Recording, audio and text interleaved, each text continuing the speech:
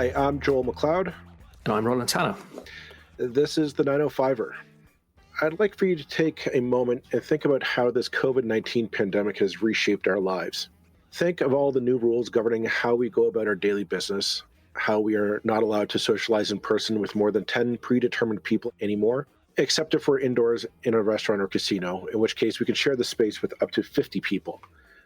We can gather in groups of 50 outdoors, however, only we can't play in public sports leagues anymore, really. Well, we'll get back to you on that one.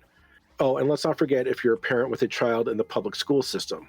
All that social bubble nonsense goes out the window because your social circle is basically your child's 24 other classmates and teachers' families.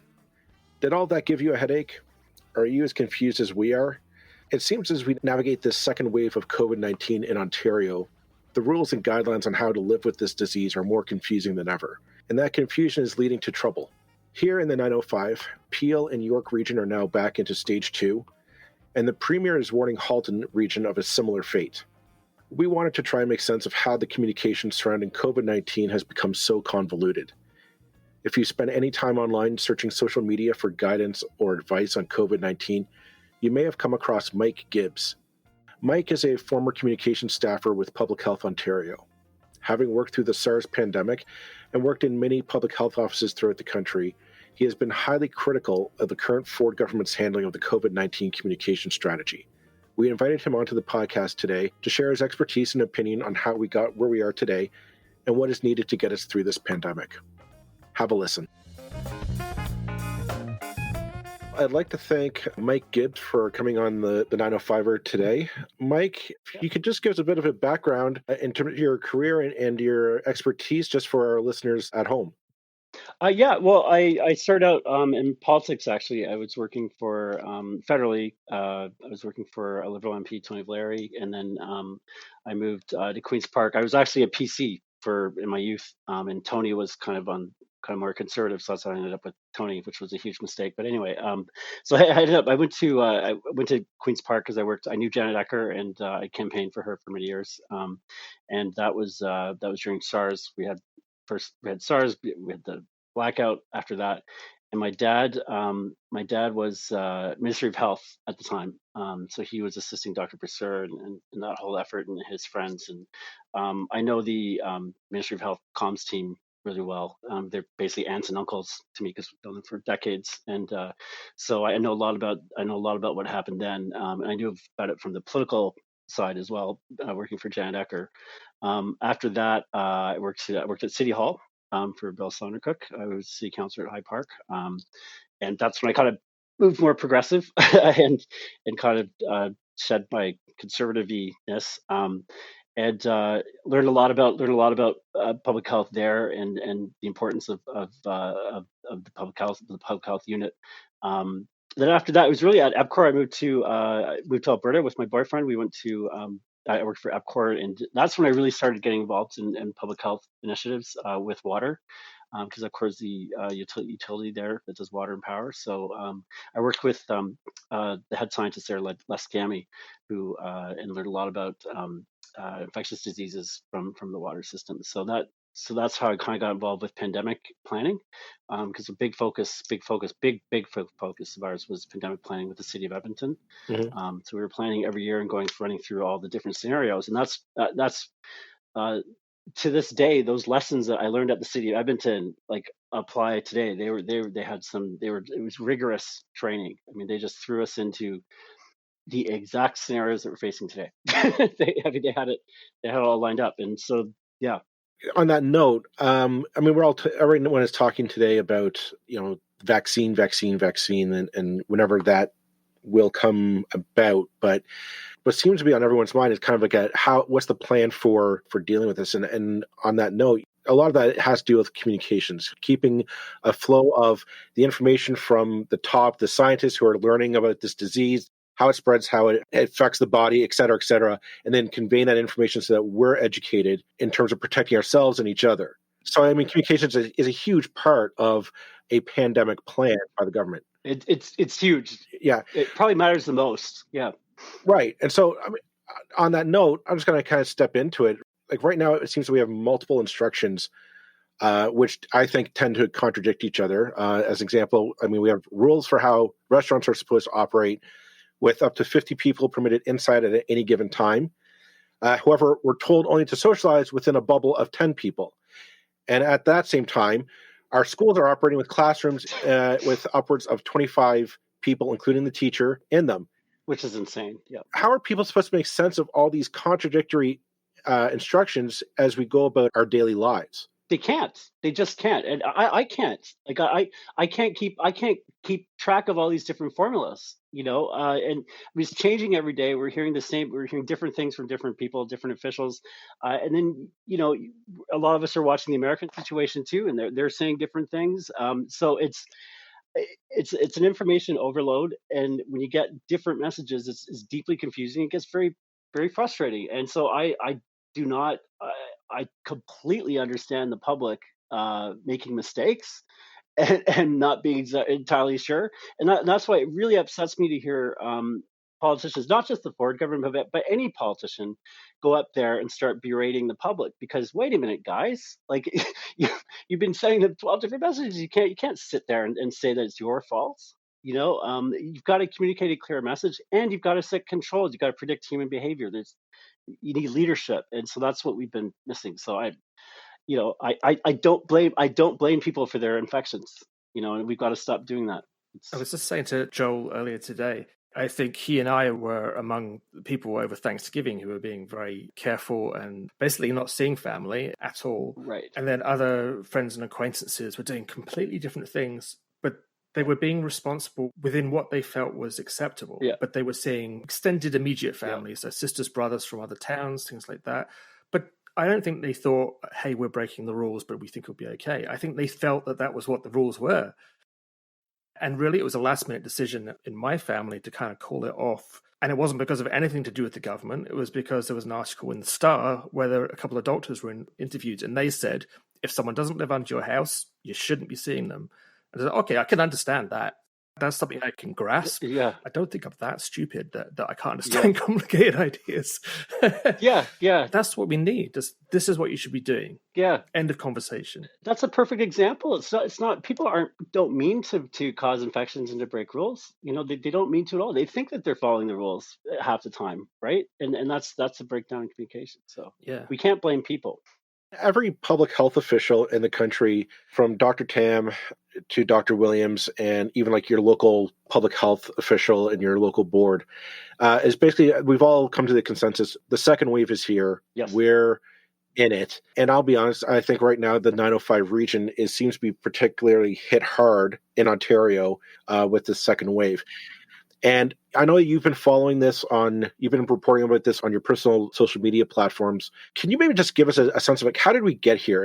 And was this situation inevitable, or could this have been prevented with better planning? This absolutely could have been prevented. And this is why part of the problem is we don't know what I worked for Public Health Ontario. We don't know what Public Health Ontario was advising the government. All our scientists are there. They're making recommendations to the Chief Medical Officer of Health, and then it's up to him to take it to the Premier. He can say no or yes to PHO's advice, right?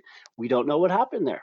Right? We don't know what their advice was. They're not allowed to speak. We haven't heard from them. And I worked for all those leaders. They were supposed to be up front every day doing those briefings. So it wasn't supposed to be the Premier. It wasn't really even supposed to be the CMOH. It was supposed to be the head of microbiology, Dr. Allen, and the next science person, which today would be Dr. Deeks. So they have not been in leading, and you can tell that their advice has not been followed, or else they would be out front talking, because they're excellent communicators. So we haven't seen them. So that tells you right there. And I know, because I was there, the signal we tried to send the public when the government didn't take our advice, which happened during Ebola, Mr. Hoskins said no to PHO's advice, which put us in a horrible position. And the leadership decided, instead of going public with it, they had a whole internal debate. Instead of going public with it, we'll try to send a signal that we don't agree by not showing up. So we didn't show up. We were absent. We weren't on any depressors or anything. We did that on purpose, and no one picked up our signal. So that's one thing I would say, that the fact you haven't seen them, they're probably trying to send a signal that way. That's very interesting. Yes. Mm-hmm. And then just thinking of it, we all know who the doctor at the federal level is. I think many of us know who the doctor at Toronto level is, who the public health. We don't know Ontario's. I don't know. Yeah. And I'm someone who does follow the news fairly closely. Yeah. I train and I helped train them. She was Dr. Don Lowe's apprentice. So Don Lowe chose her to be that role. And the province, and at the time, the province was, well, not Hoskins, but at the time, the minister before Hoskins was all for that. That was the plan. And she was going to be up front and center. You would have seen her every single day, just like Dr. Don Lowe, as a microbiologist, telling us about the science and the infectiousness and what they're learning about the virus. We should be hearing that every day, and we didn't get that. So, the CMOH is just. He's not an expert in all those things, so he's not the best person to talk about it, and that's why he's making lots of mistakes. And plus, he's obviously not absorbing the information he's getting from Dr. Allen. That's obvious that he's just going off on his own. So, I mean, on that note, last week we had Thanksgiving, and I wanted our listeners to kind of rewind it in their memories. The week before Thanksgiving, we had the throne speech from the federal government, and then the Prime Minister took to the national airwaves to basically send a message to Canadians. This Thanksgiving, it's not the traditional get together with friends and family method. We need to get this under wraps. Yeah.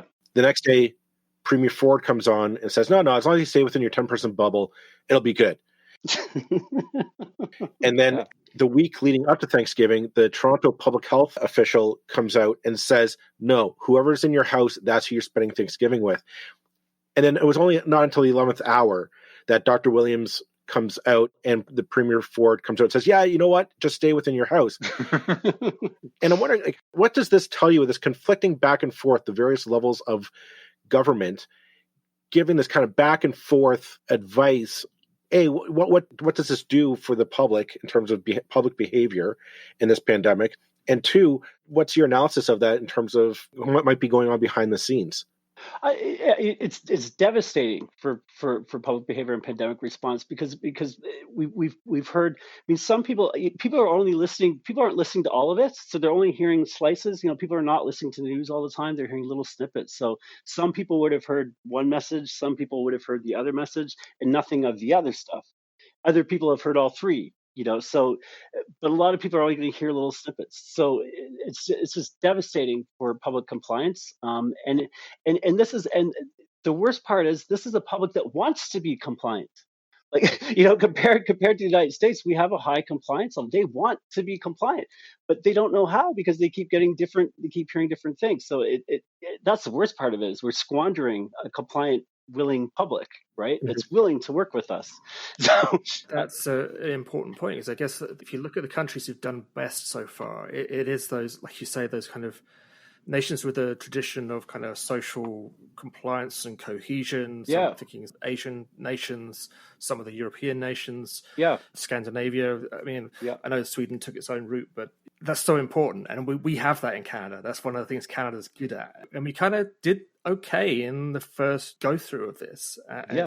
Absolutely. People were okay with it. There were huge, there were huge problems with mental illness and huge struggles. Don't get me wrong, but overall, people were happy to do it, and people were content to do it. No one was rushing. No one was saying we got to get back. I didn't really hear that from my friends or who have children of their own. I didn't hear them saying dying to get back or they kind of settled into a routine, and they adapted. People adapted. I mean, that's one of the things in our pandemic planning we didn't expect. No one expected that. We expected the public to be very resistant. They weren't. They were largely pretty compliant. So how did we squander that, with the mixed messaging? And it's going to cost lives. But Dr. Davila, one thing I was going to say about Dr. Davila, the thing that's going on, there is something going on behind the scenes in terms of the power dynamics, because Dr. Davila is wrestling. You got to remember, she's in a difficult position because she's wrestling with a mayor who also likes to be out front. So who's also measuring his response against Doug Ford. He doesn't want to spark him off. So there's this play going on. And meanwhile, Dr. Davila is trying to assert her authority, her authority as medical officer. So she's got these two forces to work in. So that's why you also have this. So she's always trying to calculate, how far do I push this in terms of my independence in saying a different message? How far should I go?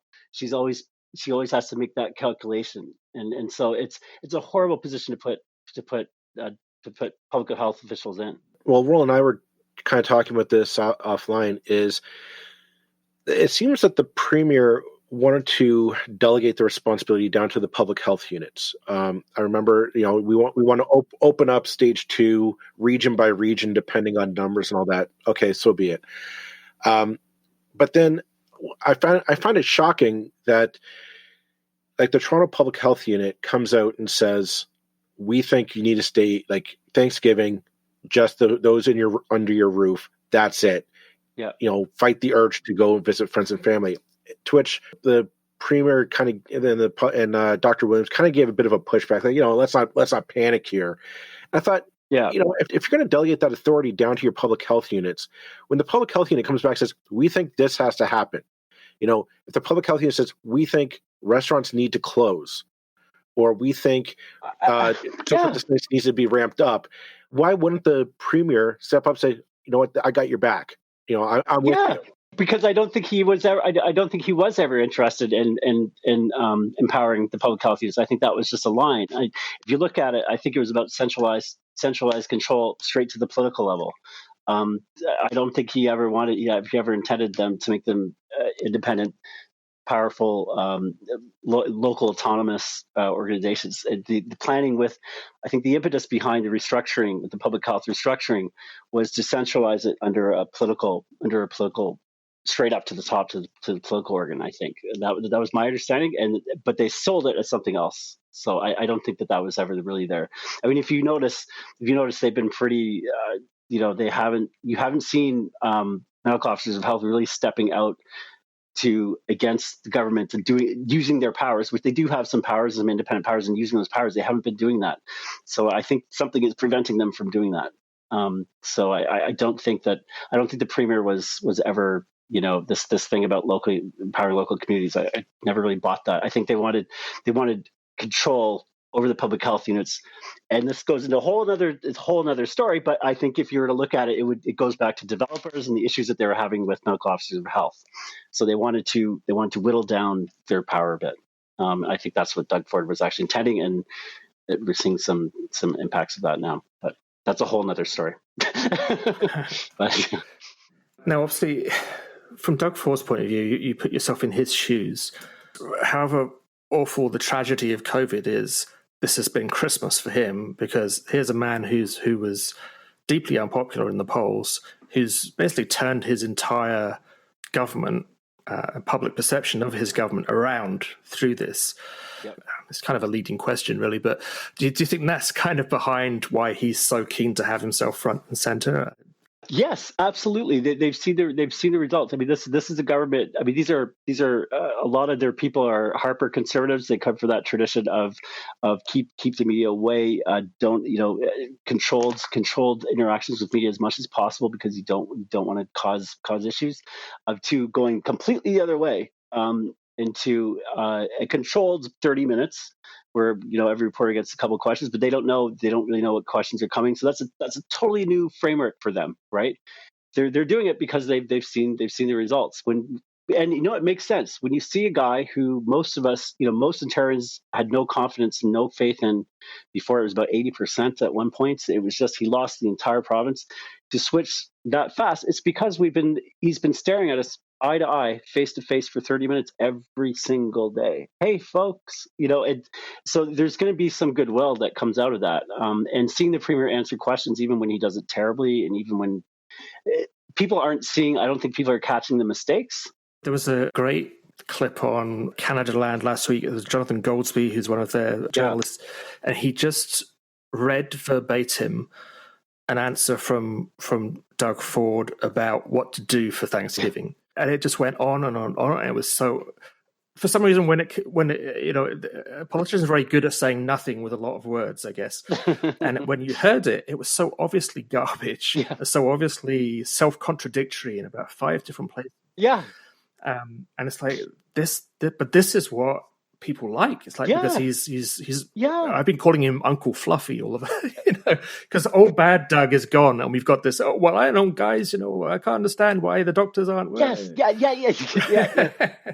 Yeah, I call him Uncle Power, but yeah. Yeah. It's, No, yeah. it's. Do you think people are not seeing that? People are just not picking up the. Well, I have kids in the school system, so I'm in with like a bunch of parent Facebook groups on just dealing with education matters. This is like the number one concern for every parent, whether you're in JK or you're in grade 12. It's the number one concern, understandably. And everyone can't get their head around the contradiction between I can fill a classroom with 25 people, I can put in my kid's teacher, yet I can't get together with my family for a get together or a dinner in my own house, but I can send my kid there. And then also the question is, the social bubble, a 10-person, pick your 10 people and that's your social bubble. Well, I don't know my kids' classmates' families that well, but they're now my social bubble. Yeah. And it's just, and people, like, you have all these questions popping up, and people are trying to make sense of it, and none of it adds up in the end. And it's frustrating because I think people, like you said, Mike, people want to comply. They want to keep each other safe, but we just don't know how. Like, we're not scientists, we're not medical doctors, we're not epidemiologists. So we're trusting our leaders to tell us, don't go here, you can go here. Don't do this, you can do this. Yeah.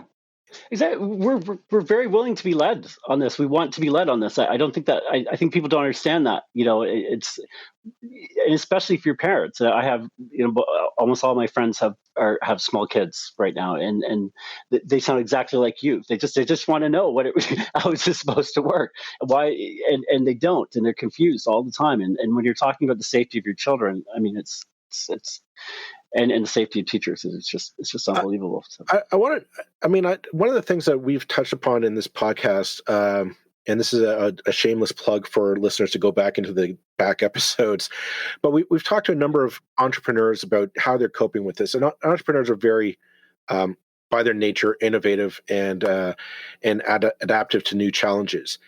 And I get the feeling that we squandered the summer in the sense that we had the stage 2, then stage 3, like the week later, and restaurants and small business were like, okay, we can salvage some business, we can have some people come in. I know. And I'm all for that, but also we kind of knew that the second wave was coming. Yeah, and I wonder, like, should the message from our leadership have been, enjoy the summer, get out to the parks, go for walks, enjoy the great weather. Go visit, go have a drink on a patio, go order takeout, enjoy the summer while we can. Businesses, prepare for a second wave. Put money away, start changing your business model, start buying equipment if you need it. Yeah. Whatever it is that you're doing, start coming up with a new way. Because all of a sudden now people are like, well, we don't know what to do. Tell us what to do. And Doug's standing at the microphone saying, I feel for you. Yeah, I know. I didn't understand. And do you remember the beginning of the summer? I was looking back at some of I've been watching the old press conferences from like June, July. He was triumphant up there. He was basically saying, do you remember that? His tone was like very, very, like, very victorious, right? And it didn't make any sense. It was as if there was a second wave was never going to come, right? So then I thought, oh my God, they're planning for that. This is over. That's, even though he was saying it wasn't over, that's how he sounded. And then August, he started to talk more about the second wave, acknowledging the second wave was coming. It's like, well, the second wave doesn't have to come. We can sit here right now because all summer. I mean, if you listen to the scientists explain it, this is a virus that revs up. It takes a couple months to rev up. Like the southern states, they're reopen. 2-3 months later, boom. Right, it takes 2 to 3 months to rev up, and it's just from asymptomatic spreading to each other. So all summer, the virus was spreading, and we just didn't see it. We didn't feel it because they were asymptomatic. But it needs that to build up that critical mass. So we were building this fire all summer, and so it was almost inevitable. By September, there was nothing we could really do to stop it. But at least we can try to bring the peak down. We're not even doing that. So and we're used to the when I thought of a second wave, I was thinking of how influenza operates, and that there's new strains and things like that. This isn't a new strain. This is the first strain that we just let get out of the bag. Yes. That we brought under a level of control, and then said, "Okay, let's just let it go anyway." And that's the infuriating thing. And that just,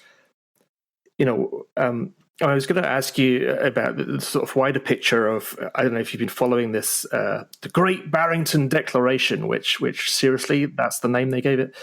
I don't know if you followed that at all, but a bunch of right-wing, very wealthy people basically saying, just let it go because it would do less harm to the economy that way.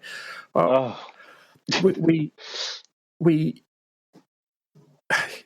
what can do more harm to the economy than having got the thing under control, let it go again, and just be.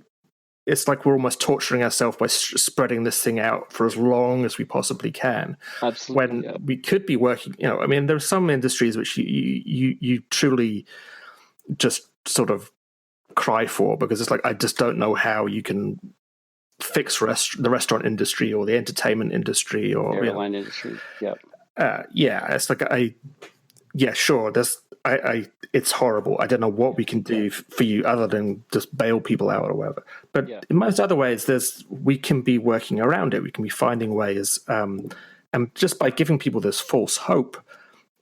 Basically messaging for a good month or two that we've beaten this thing. We've really shot ourselves in the foot. Absolutely, and plus the lower, one of the communication failures I felt anyway was the reporting of the new cases during the summer, because we were getting for about a month and a half, we were being fed lockdown data. So we were, because of the lag.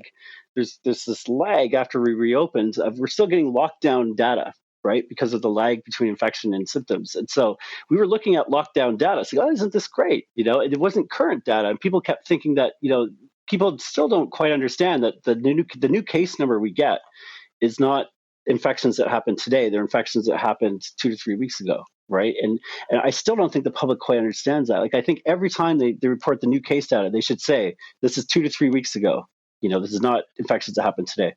Well, on that note, I mean, I'm going to say, as of recording this podcast, my number might be out of date here, but we have 783 new cases daily average reported for COVID-19. And then, today the premier stood in front of the microphones to announce that today York Region is going into stage 2 because their numbers, they didn't get their numbers under control.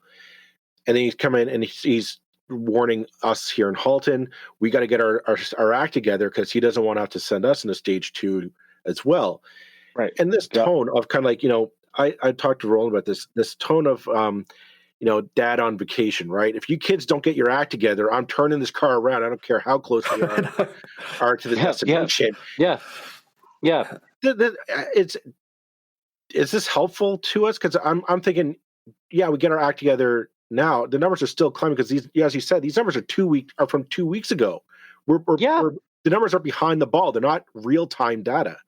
No. These are events that happened 2 to 3 weeks ago, and plus people. A lot of people don't even get tested when they first have symptoms. They'll still wait another week. You see it day by day, right? So there'd be 2 to 3 to 4 week lag because this virus takes a long time in your system to build up. So I think people have got to understand that and not take this victorious feeling that people had in the summer. Because I felt I was just trying to scream to news networks, it's like, stop reporting data this way. Like, you've got to have this disclaimer out front. Right now, the worst part is right now the data we're getting is going to be even worse inaccurate because it's way more since they've cut down testing. So it's way more. So what's the story behind the testing? Why does this seem to be perennially problematic that we can't get this right? Well, I'm biased. I'm very, very loyal to Dr. Allen, and I work closely for her. And I have feel deep affection for her, and I feel pain for what she's been going through. I cannot imagine in a million gazillion years that this is Dr. Allen, that this is Public Health Ontario's faults or her faults, or we so much money was invested in this new lab that we have on University Avenue, the Mars project. I mean, that it was considered the best in the world in terms of for preparing for the pandemic. People from around the world came to visit that lab, so we were ready. That was the set. So we were ready. Something happened since then. So I think, and we've got little dribs and drabs have come out as public, because there was an exodus of Public Health Ontario, our top experts, where they decided it was a great time to kick them out. So they kicked out quite a few of them just before pandemic hit, and that's a whole other story. There was a political story behind that, but with political interference. But so. Little dribs and drabs came out from those leaders who talked to the media. They told us a little bit about what happened. So we definitely know that there were cuts happening, that they were losing resources, that the processes that they had in place were starting to get mangled because of things that were coming from the political level. So because of cutbacks, efficiencies. So I think when the public inquiry happens, whenever that is, it's going to drill down to. I think you're going to see major. I think there's going to be a lot of blame for the political level of the Ford government, probably, and a little bit from Eric Hoskins before as well, probably. How can we switch from this reactive game into a proactive stance? How can we get ahead of this to give the people the tools and the information that they need to empower their lives, to make the adjustments so that we can start making this curve and start flattening the curve, to borrow a phrase. What needs to happen to get ahead of this?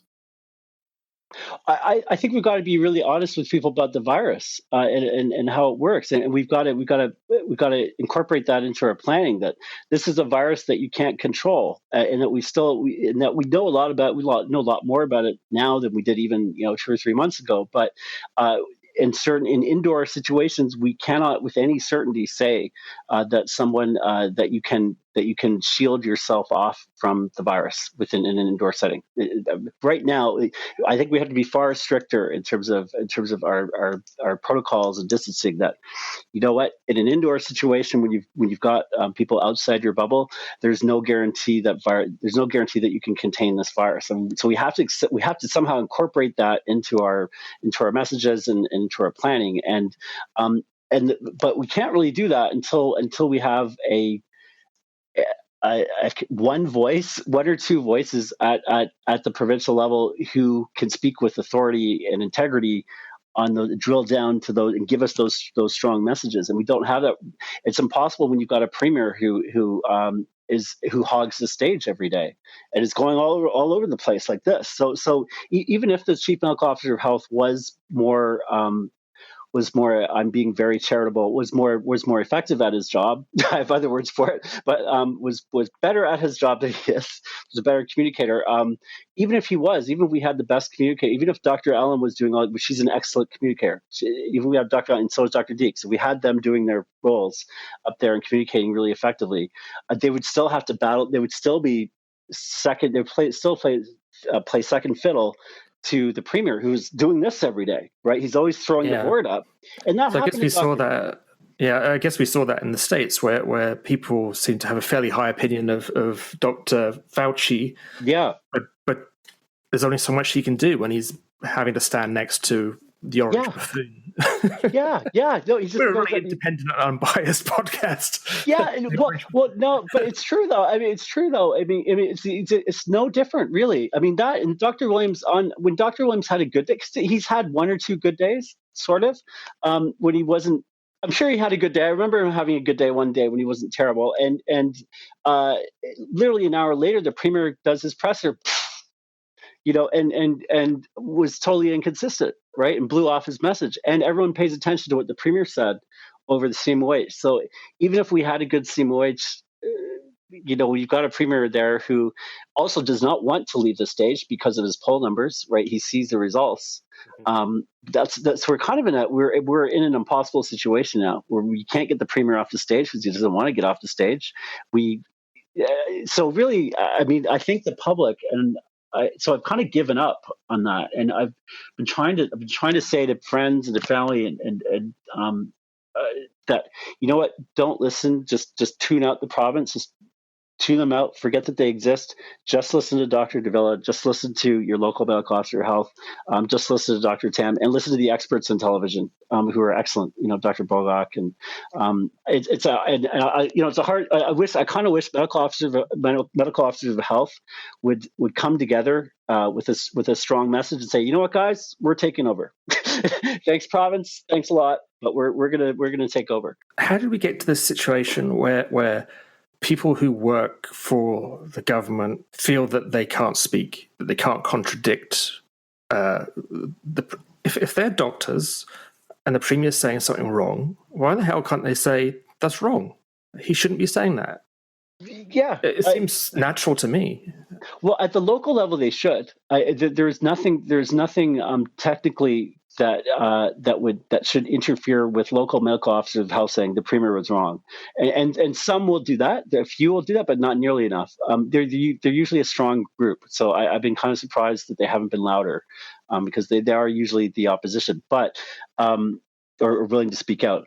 But the problem is, we have a public health agency provincially, and they act as servants of the government. We had this happen. I mean, that's why I was pushed out, because there was a conflict. Hoskins didn't like the fact that I wouldn't PR for him, because I said, I'm public health. I'm not going to do cleanup for you with reporters. That's your job.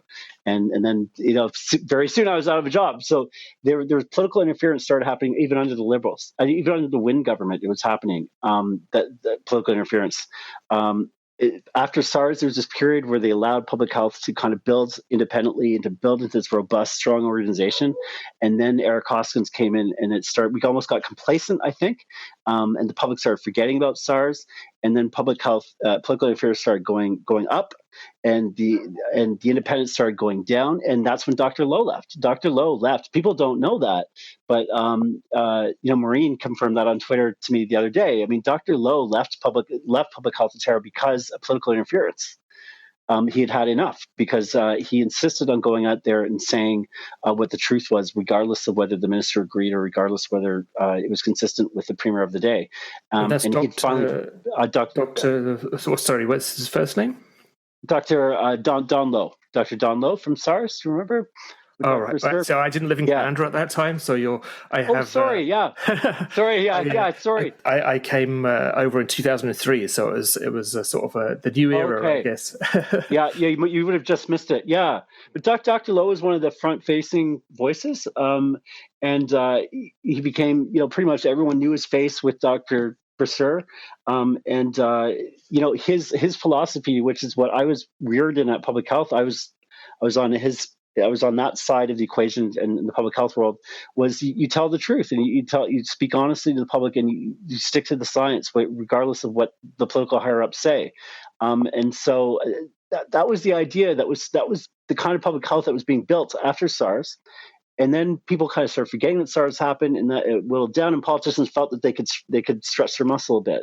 And that started happening. We started getting pushed back from the political level. So I got pushed out, then doctors started getting pushed out because we refused to, we held the line. We were like, no, I'm not, I said no to the Minister of Health on something, and other doctors started saying no. And we all started getting pushed out. And so now today we have a compliant public health agency that works for the premier, that works for the premier and not for the public, and that's not what was intended. What's the way forward to get us out of this, to get us back on sound footing in terms of this pandemic? I'm kind of dour on this. I don't see this going very well. I think we're going to have a fairly calamitous fall. And I'm not sure that there's a lot that can be done to stop that right now. At least not with the leadership in the position that they're in. I think we're going to have, like today, it's just going to be reactive. So it's going to be, Doug closing one region at a time. I'm in Durham region. Our numbers are going up. So we're all asking the question: how many cases is enough before they take control? I think we're going to continue along that path, and nothing is going to change unless the public gets really angry. And I don't know what is going to spark that, whether that's going to be deaths and mass illness or what. Our long-term care homes, despite the fact that they were petri dishes for this disease back in the springtime, nothing seems to have changed over the course of the summer. We're right back where we're seeing more outbreaks, and thankfully right now, knock on wood, no deaths, not a huge number of deaths, but I feel that's only a matter of time. Well, the other thing too is I wonder. I think when it starts hitting, as we go into second wave and it starts building in intensity, my dad, has cancer, and so our biggest terror every day is if something happens, because it's inoperable. If something happens, is he going to have access to the care? So I think as families like my family faces things like that, it's got to settle into Ontarioans' minds that this is something's got to change here, because every decision that they're making is impacting our situation. In terms of, oh God, are we going to have the houses in capacity means the world to us, right? So we can't be the only family that's experiencing that, right? And I mean, I guess actually Joel just sort of touched upon this point. If you look at the graphs at the kind of very simple level that someone like I do, you're seeing the numbers go up much higher than they were, and the numbers of actual deaths have not followed yet. Do you think there's a reason for that? And again, none of us are actual medical doctors ourselves, but what do you think that is? And do you think that's coloring people's behavior at all, that they're just not taking it as seriously anymore? Perhaps, yeah, I think so. The other thing, though, if you talk to, I hear from nurses and ER doctors a lot. They DM me and send me little bits of just little reports of what's happening that they don't feel they can tweet out themselves. So I'll try to tweet for them. And if you listen to them on the news networks, the ER docs are saying something is happening. They're already getting hit, and they're expecting something quite bad. So, and every day it's getting worse. I mean, quite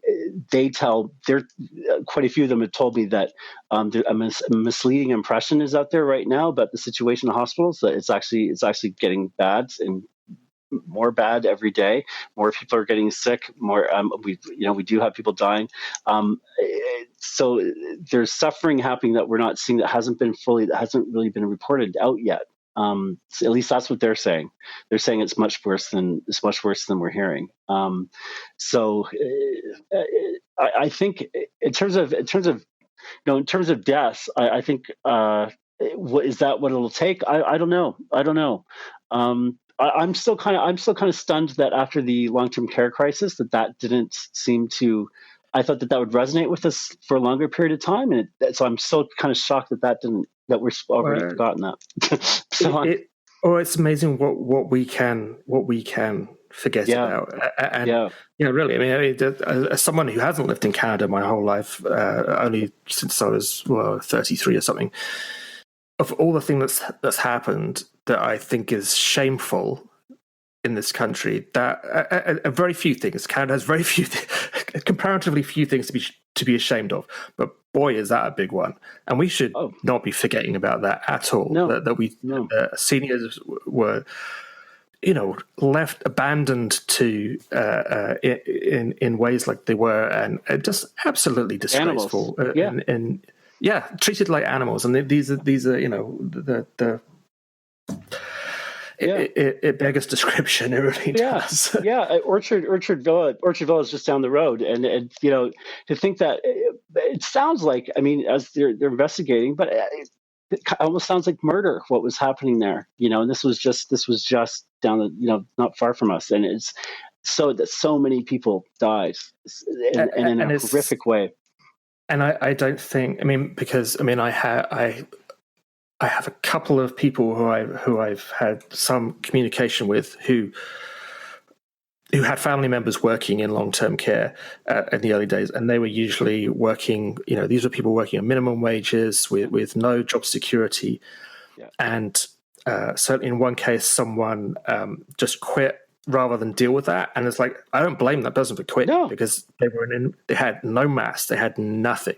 Yeah.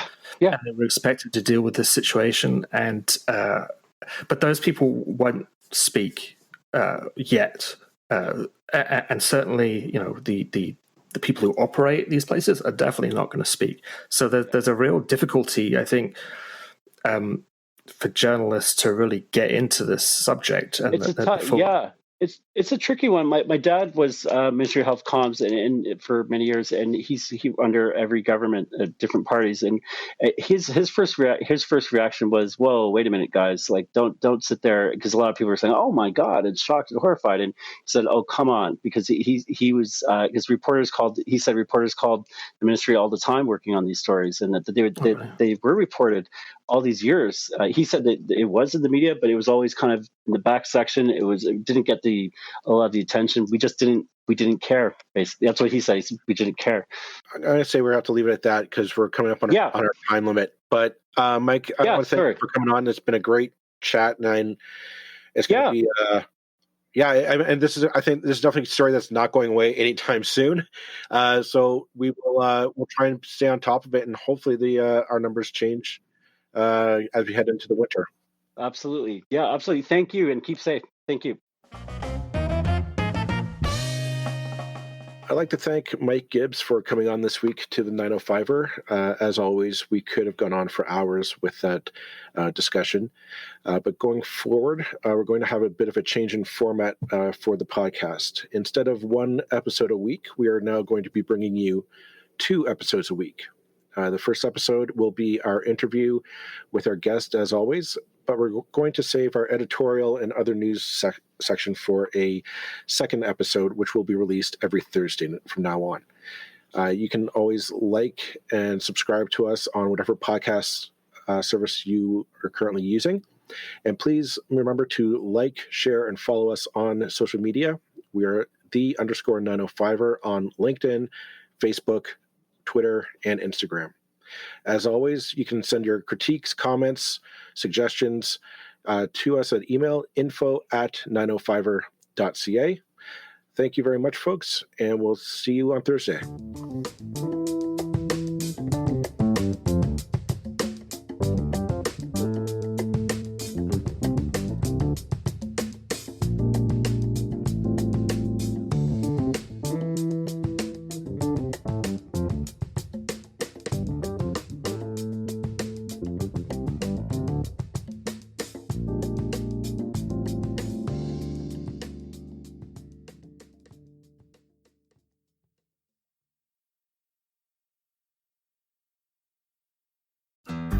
You looking to make the most out of this life and optimize your personal wellness? Then check out the Natural Man Podcast. Join me, host Mike C., as we explore all areas of human wellness, physical, mental, and emotional. Learn strategies to optimize your own well-being and be in the driver's seat of your own health. Remember, your doctor works for you. Learn biohacks, neurohacks, ways to improve sleep, and ways to optimize your body and your mind. Check us out on Apple, Spotify, the Fountain app, and at naturalmanpodcast.com.